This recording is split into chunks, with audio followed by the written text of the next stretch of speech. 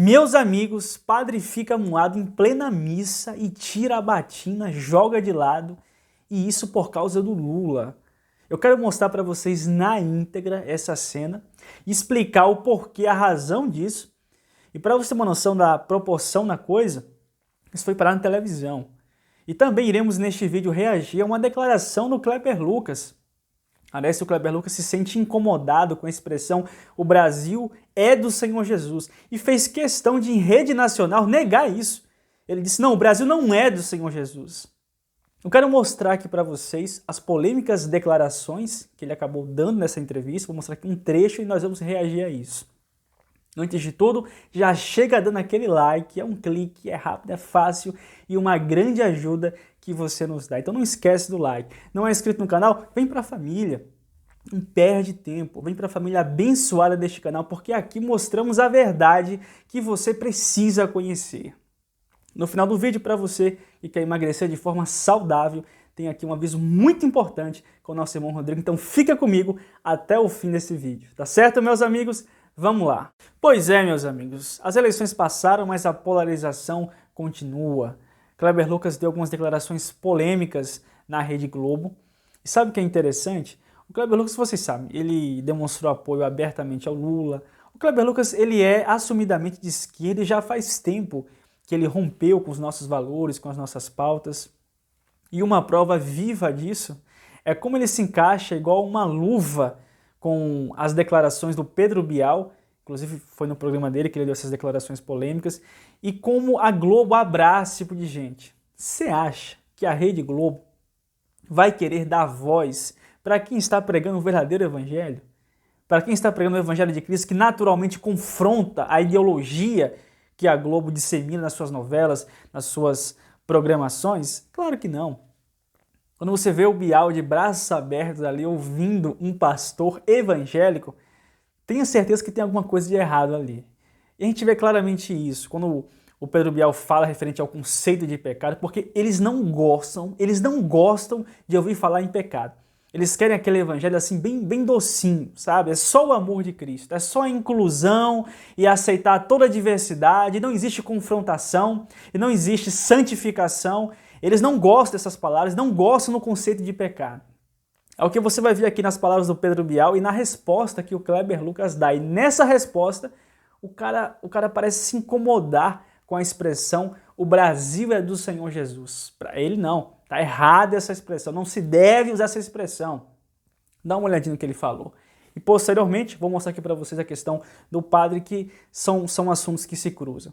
Mas dá uma olhadinha aqui no que o Kleber Lucas falou. Adiante aqui, uma resposta previsível, pronta a essa defesa da diversidade, né, há sempre um lugar à mesa para todos, é a ideia de que não há lugar para o pecado. O pecado deve ficar fora da igreja. Essa diversidade tem que ter um limite. E aí, qual é a réplica de vocês a isso? A nossa referência tem que ser Jesus de Nazaré, cuja mesa era uma mesa plural, cuja mensagem era uma mensagem de inclusão. Ele foi um Messias que gerou um grande desconforto no sentido de que ele via fé onde a religião oficial não via fé. Ele via esperança onde a religião oficial e muitos religiosos não viam. Então, a presença de Jesus foi uma presença que gerou o desconforto, porque ele encontra um publicano que era odiado pelos religiosos e dá guarida para ele, entra na casa dele, come na casa dele com pecadores. Quando ele chega, havia uma expectativa messiânica muito grande. Aliás, é importante a gente lembrar que ao longo da história da cristandade existem muitas figuras messiânicas. E algumas delas chegam com uma proposta muito interessante, uma proposta salvífica, uma proposta de domínio, de um projeto de poder. O Brasil é do Senhor Jesus. Enfim, o Brasil não é do Senhor Jesus, o Brasil é dos brasileiros. Mas quando você tem uma figura messiânica, simbólica, que entrega o país é laico, mas eu sou cristão. Quer dizer, um jogo, uma coisa muito interessante para uma religião que se propõe a ter um projeto de poder. Mais uma vez, é importante a gente enfatizar que não são todos, mas existe um grande projeto de poder. Então, esse desconforto de ver um Deus que é inclusivo, um Deus que põe... Tá aí a fala do Kleber Lucas. Interessante que o Pedro Bial já começa criticando o conceito de pecado, o discurso que o pecado tem que estar fora da igreja, que na verdade isso não quer dizer que a igreja não tem as portas abertas para os pecadores, até porque a igreja é feita para pecadores. Agora, a verdadeira igreja, ela não comunga com a prática do pecado. Ela protesta contra o pecado, mas aceita o pecador e propõe uma mudança de vida, uma superação do pecado a partir do sangue de Jesus. Porque eles não gostam disso. Aí vocês percebem que o discurso do Kleber Lucas é o discurso desses pastores progressistas, né? Ah, Jesus gosta da inclusão, Jesus é o amor, Jesus quer que nós venhamos a celebrar a diversidade. E eles não falam a questão do protesto contra o pecado, de santificação, de renúncia. Eles não falam o que Jesus falou sobre negar a si mesmo e carregar a sua cruz. Eles não falam o que Jesus disse, que a porta é estreita e o caminho da perdição é largo, e que poucos são os que encontram o caminho da vida. Esse tipo de coisa que Jesus falou, eles não falam. Eles não gostam de falar. E aí depois, no meio do discurso, o cara ainda fala, ainda se incomoda com a expressão Brasil é do Senhor Jesus, que até reflete um desejo das pessoas. Se eu entendo que Jesus é bom, que Jesus é bom, que Jesus é amor, que Jesus é justo, é natural o desejo de entregar o país nas mãos dele. Só que a gente percebe a hipocrisia, porque só usar essa expressão já é incômodo para ele. O mesmo cara que está falando que Jesus é isso, que Jesus celebrava a inclusão, que Jesus é amor, que Jesus via esperança, mas não gosta que digam o Brasil é do Senhor Jesus. Até porque isso vai ferir, de repente, o conceito de laicidade do Estado, né? Tem que celebrar a diversidade. Sabe? Uma baita hipocrisia. Uma baita hipocrisia. Infelizmente, a gente vê o Kleber Lucas nesse nível, com esse tipo de discurso, né? E eu quero mostrar agora para vocês, na sequência, o que aconteceu em uma missa, em plena celebração de uma missa. É a primeira vez que eu vi um padre estressado dessa maneira na hora da missa, né? Eu nunca tinha visto uma situação assim, já vi outras, né? Mas assim, na hora da missa, o padre ficar amuado ao ponto de atirar a batina para longe e se retirar. Isso só mostra a situação, o extremo da polarização que nós estamos vivendo. Dá uma olhada nesse vídeo aqui e na sequência eu vou explicar algumas coisas e emitir uma opinião muito forte sobre isso. Dá uma olhada. Vamos lá, porque o resultado das urnas que elegeu o ex-presidente Lula da Silva, né, do PT, ainda não foi absorvido por muita gente. Em Nerópolis, a 36 quilômetros de Goiânia, o padre Danilo Neto abandonou a missa ontem à noite após discutir com uma fiel sobre a vitória de Lula nas eleições de outubro. O fato aconteceu na Igreja Matriz Imaculado Coração de Maria. Após ler um salmo, o padre Danilo pediu para aqueles que fizeram o L de Lula que deixassem a igreja. Nesse momento começou uma discussão. Na sequência, o padre pede para uma mulher se calar. Como ela continuou discutindo, o sacerdote disse que estava deixando a paróquia. Vamos acompanhar o vídeo. Então, beleza. Vocês não precisam de pago? Então, estou deixando a paróquia.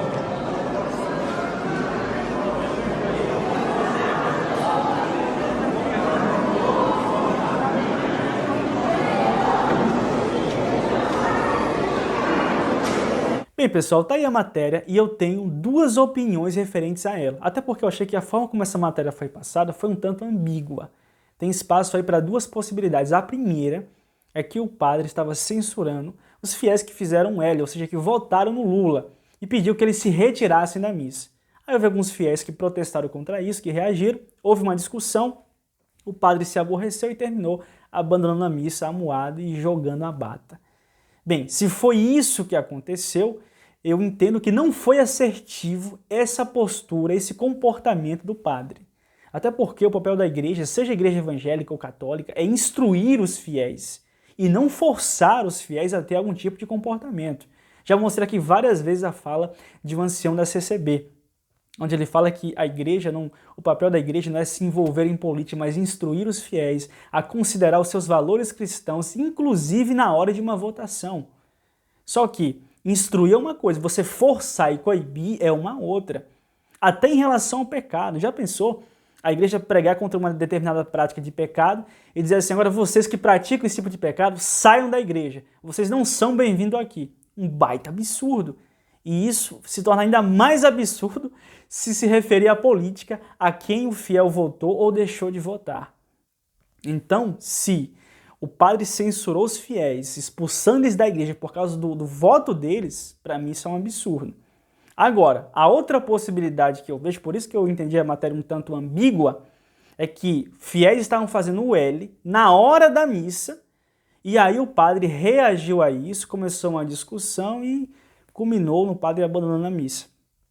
Se foi isso que aconteceu, eu já começo a entender a frustração do padre, porque eu vejo que os fiéis, seja na igreja católica ou evangélica, têm que respeitar quem está ali na frente.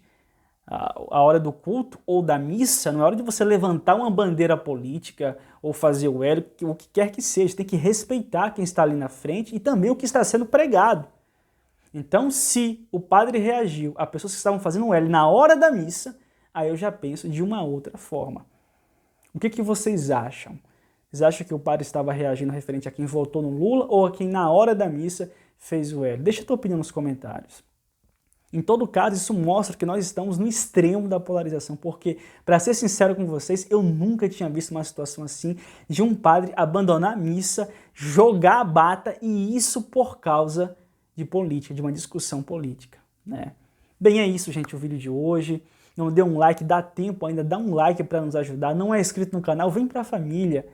Aqui nós mostramos a verdade que você precisa saber. Muito obrigado, carinho, audiência de cada um de vocês. Deus abençoe a todos. Vou deixar aqui um aviso muito importante com o irmão Rodrigo para você que quer emagrecer de forma saudável. Um forte abraço e até o próximo. Saúde é o que interessa, o resto não tem pressa. Uou!